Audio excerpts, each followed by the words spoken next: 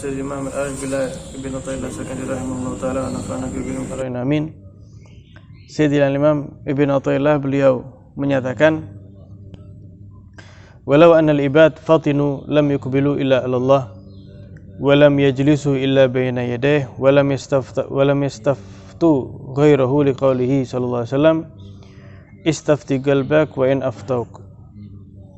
Sayyidina Imam Ibn Athaillah beliau mengatakan, seandainya hamba-hambanya Allah itu pintar, cerdas, memahami, maka lam yukbilu illa Allah, dia tidak akan menghadap, dia tidak akan berserah diri, dia tidak akan memasrahkan segala urusannya, melainkan hanya kepada Allah subhanahu wa ta'ala. Sehingga ketika ada kesulitan, siapa yang pertama kali dicari? Yaitu Allah subhanahu wa ta'ala. Mengadukan apa yang ia sulitkan, mengadukan apa yang menimpanya kepada Allah subhanahu wa ta'ala. Bahkan memandang makhluk pun sebagai perantara antara dirinya dengan Allah subhanahu wa ta'ala. Sekarang masalahnya, kadang orang punya masalah, misalnya kesulitan di dalam rezekinya misalnya. Terkadang yang didatangi bukan Allah. Ya, ketika waduh ini toko saya kok sepi ya, ini ada yang dukun ini paling ini.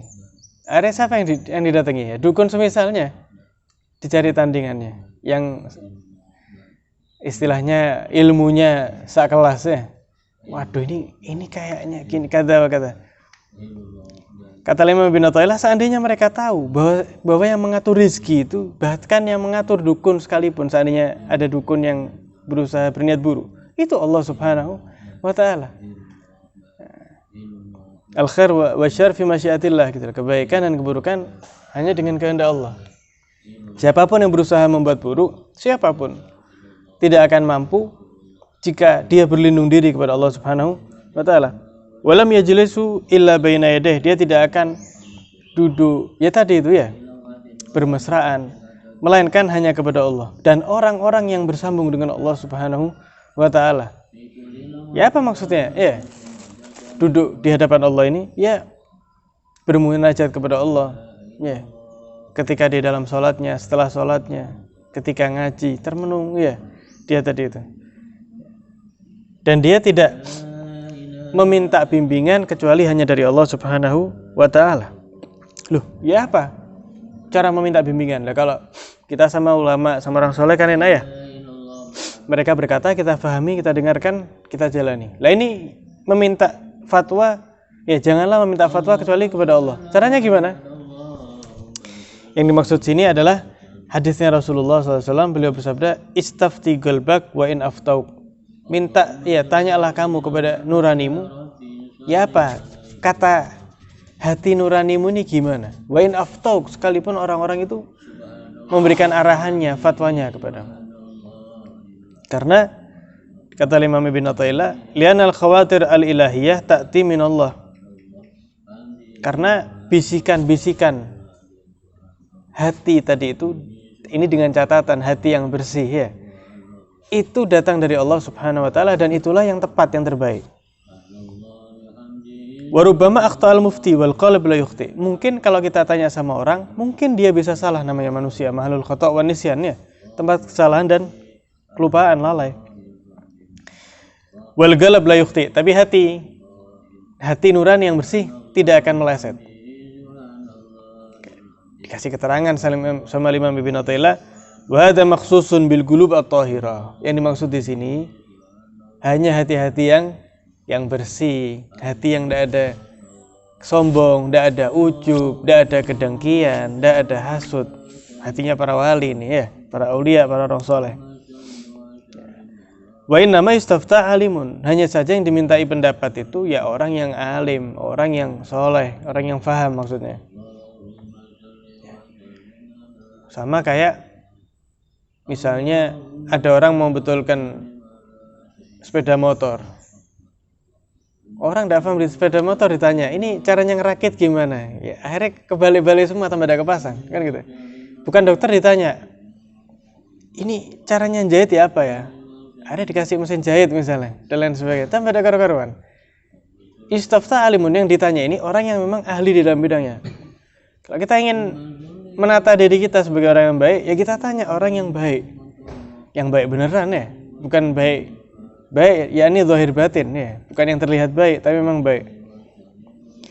Wala ilma liman ghafala anillahi ta'ala, dan tidak bisa dikatakan berilmu orang yang lalai jauh dari Allah Subhanahu wa ta'ala, sehafal apapun dirinya, sebanyak apapun pengetahuan dan ilmunya. Tapi pada akhirnya jika ternyata ilmu tadi itu bukan membuat dia tambah dekat sama Allah, tapi lalai sama Allah. Jadi ilmunya ini sekedar apa? Sekedar di lisannya saja, tidak nyampe ke dalam hati. Maka orang seperti ini pun belum pas rasanya untuk kita ajak istifta, untuk kita ambil minta pendapatnya. Di dalam kalam ini Sayyidina Imam bin Athaillah mengajarkan kepada kita bahwasanya bagaimana yang pertama kita itu berusaha membersihkan hati kita. Karena kalau hati itu orang bersih, itu firasatnya akan tepat. Kami dikatakan ittaqu firasatal mu'min, hati-hati sama firasatnya mukmin itu. Fa innahu yanzuru binurillah, karena dia memandang dengan cahaya Allah Subhanahu wa taala. Orang soleh itu kayak gitu. Orang-orang dulu itu jangankan perkara yang besar ya. Misalnya mau menikah, kan masih banyak sekarang kalau zaman sekarang ya, mau menikah kemudian tanya sama perempuan ini gimana istikharahnya. Banyak sampai sekarang minta istikharah, minta pendapat. Ya, tapi kalau orang dulu jangankan mau menikah, mau pergi itu tanya dulu, istifta dulu. Ya Pak, tanya sama gurunya, boleh enggak saya nih berangkat? Oh jangan, kamu nih berangkat hari ini, jangan. Nanti aja. Nurut sama gurunya, ternyata betul. Kok zaman dulu naik kapal, kapalnya ternyata apa?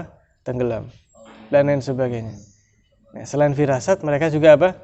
Sudah sampai tingkatan wali, mereka memiliki ya ilmu kasyaf, dibuka ya sama Allah tentang perkara-perkara yang ghaib tadi itu. Kenapa sih kok kita itu diajarkan untuk meminta istikharah, yakni meminta istifta, meminta petunjuk kepada orang-orang yang alim, karena dia lebih tahu daripada kita. Itu makanya kenapa kok kita itu penting sekali dalam hidup ini mengikat hati kita dengan guru-guru kita. Kalau kata ya Ustaz Taufik, ya Habib Taufik bin Abdul Qadir Asgaf, beliau menyatakan kenapa penting kita itu mengikat hati kita dengan guru? Karena niatnya guru untuk menyampaikan kita kepada Allah itu jauh lebih besar dibanding niatnya kita yang ingin dekat sama Allah. Paham ya? Jadi ada seseorang pengen dekat sama Allah. Caranya dengan menyambung kepada gurunya, kan gitu. Kenapa ini penting? Karena ibarat orang itu tenggelam pengen dientas gitu ya, pengen dinaikkan. Itu semangatnya yang narik itu lebih kencang dibanding yang minta pertolongan tadi itu.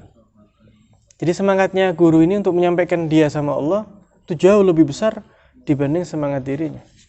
Makanya orang-orang dulu itu kenapa mereka betul-betul mengikat hubungan dengan orang soleh, baik itu yang masih hidup atau sudah wafat, ya atau sudah wafat sekalipun. Ya sebagai penutup cerita, ini gimana nih ta'aluknya orang ini, ada bakal disia-siakan. Ya Ustaz Taufik juga beliau bercerita, ya beliau sendiri bercerita bahwasanya dulu beliau ini suka rutin ziarah ke makamnya Habib Alwi bin Segaf As-Segaf. Ada yang pernah ke situ? Di Kebun Agung itu, di Pasuruan, pernah? Dekatnya rumahnya Muhammad Habsyi Hasan Habsyi itu. Ada Habib Alwi bin Segaf As-Segaf, wali besar. Ustaz Taufik ini dulu rutin ziarah ke situ. Nah, di situ dulu ada juru kuncinya, Pak siapa gitu namanya, juru kuncinya. Terus kemudian orang ini wafat. Orang itu wafat, Ustaz Taufik ziarah ke situ. Terus tiba-tiba suatu ketika mimpi malam hari ketemu sama juru kunci tadi itu. Ketika mimpi, Ustaz Taufik ngomong, loh antum ini sekarang barzakhi, yakni antum ini sekarang ada di alam barzakh.